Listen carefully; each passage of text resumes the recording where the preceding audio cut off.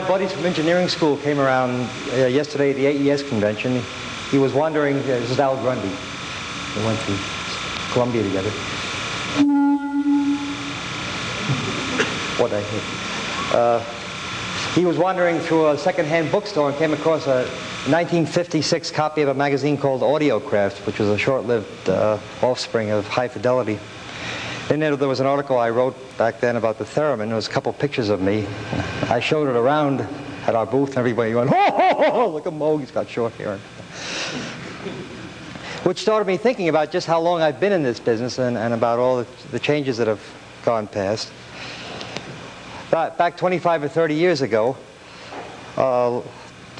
electronic musical instruments had vacuum tubes in them. There was something you played either from a very rudimentary keyboard or by some other tricky means. But they were generally modeled after traditional acoustic performance instruments. Just using a different medium, but the same idea of how you make music.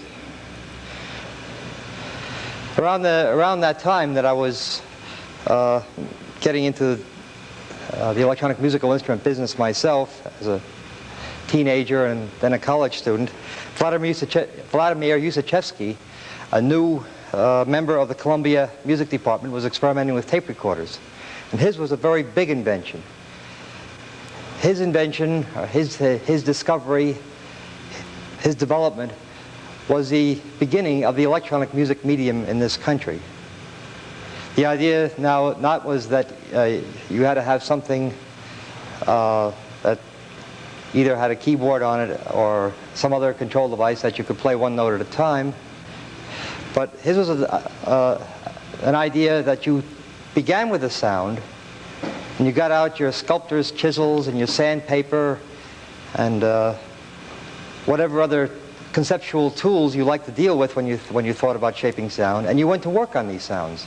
You filtered them, you cut the tape up, articulated them, and so on, and then you put them together into completely new kinds of music which could never have existed with just the more conventional acoustic musical instruments.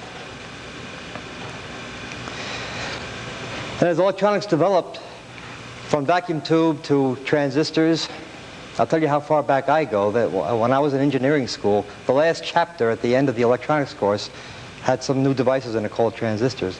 Everything else was vacuums. I know vacuum tubes inside and out, or at least I did 25 years ago. At any rate, with transistors, especially with the silicon transistors that we use today, things that were possible that were simply unthinkable with vacuum tubes.